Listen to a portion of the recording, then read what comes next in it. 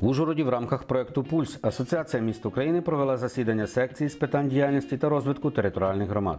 Засідання проходило у форматі обміну досвідом «Рівний рівному». В його роботі взяли участь голови, заступники голів та секретарі об'єднаних територіальних громад, старости сіл з 10 областей.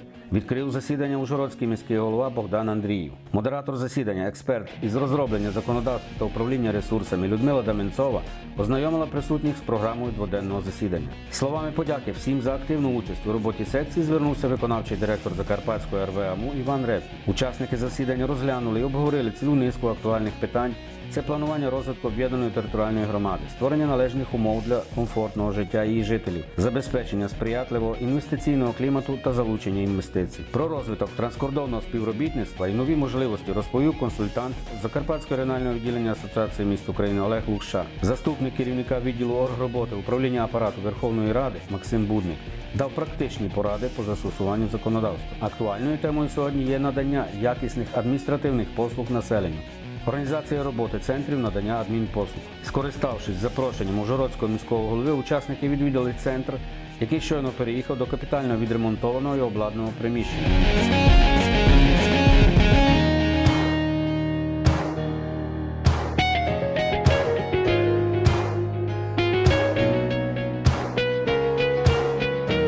Наступного дня учасники секції побували в Перечинській міській ОТГ, у якій рівно рік тому відбулися перші вибори. Перечинський міський голова Іван Погоріляк розповів гостям про організацію діяльності недавно створеної громади, показав об'єкти соціальної сфери. На цих об'єктах у пришвидшеному темпі проводяться ремонтні роботи. Це, зокрема, дитячо-юнацька, спортивна школа, підприємство комунальні, дім юстиції, музей історії Перечинщини та інші. На пам'ять про перебування у Перечині учасники секції зробили спільне фото біля пам'ятника знаменитому листоноші Федору Фекеті.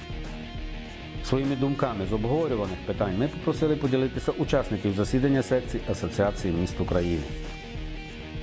Обмін досвідом. От на сьогодні ми в Ужгороді, так? Це Западна Україна, а ми Дніпропетровщина. Ми той край, і я пишаюсь тим, що я житель України і Дніпропетровщини, що ми зупинили агресора, іменно Дніпропетровщина. От, і гордий тим, що я от з вами, з колегами, тут я один з вас. Тому що ми робимо цю правильну справу і те, що обмінюємося, показуємо свій досвід позитивний. Це навіть більше, ніж література, ніж телебачення. Ми воочию спілкуємося, ми бачимо, що можна зробити на цих прикладах, які є.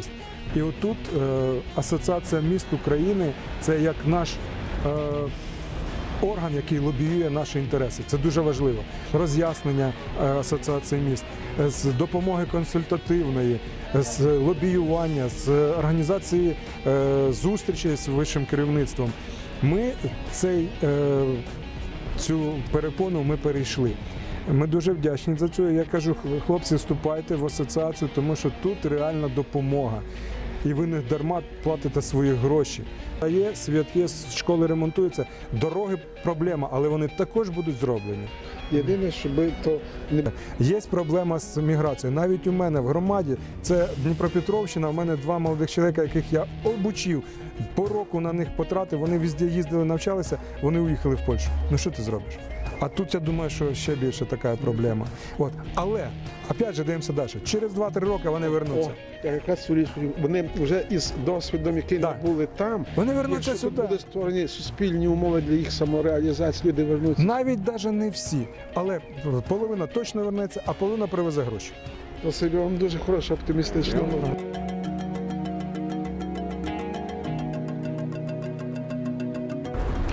У нас ЦНАП невеличкий, сільський, в порівнянні з міськими, наприклад, в Ужгороді. Великий, красивий ЦНАП. У нас сільський, 4 штатних одиниці, приміщення одноповерхове. І це реконструкція старого приміщення сільської ради. Ми надаємо 67 послуг. Найбільш такі востребувані послуги – це видача довідок про склад сім'ї, про земельну ділянку, згідно трудової. І найбільш такі поширеніші – це соціальні послуги. це подача документів на субсидії, на оформлення твердого палива. Ну, раніше люди їздили до району за такими послугами.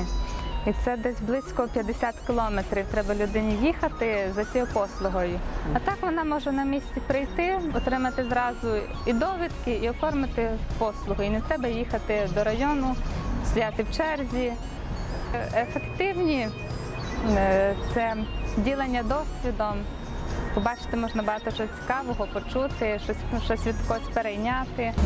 Ми пішли шляхом таким, щоб старости себе вважали повноцінними господарями, щоб вони могли здійснювати прийом громадян і відповідно належно чинному законодавству могли обіцяти людям і відповідно виконувати. Кожен староста має індивідуальну гербову печатку того населеного пункту. Ми за ним закріпили те право. Він складає ті нотаріальні дії, що і здійснювала бувша сільська рада, тобто тих 5 нотаріальних дій. Ми навпаки його вивільнили від трудностей фінансового характеру, але одночасно його і зобов'язали цими ж труднощами. Яка методика? Ми виділяємо на благоустрій, на освітлення, на дорожній фонд відповідний фінансовий ресурс. І відповідно закріпляємо за певним старостою.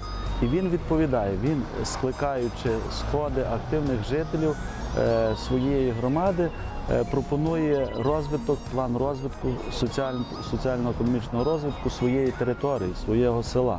І він заявляє, що в мене я володію певним тим фінансовим ресурсом, я є повноцінним розпорядником голова громади, повноцінним розпорядником цих всіх коштів. Я би міг своїм адміністративним рішенням ігнорувати ті чи інакші роботи, які виконуються. У нас, наприклад, кожен депутат закріплено за ним 50 тисяч гривень.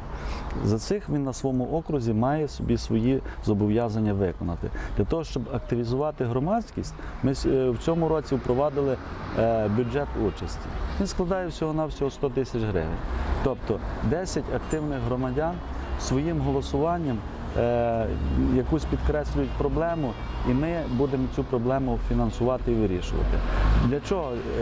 Не є проблема в тому, щоб він був мільйон чи там, скажімо, 100 тисяч гривень. Для того, щоб людей навчити громадської активності, щоб вони розуміли, що їхній вибір є важливий і він може впровадитись у житті громади.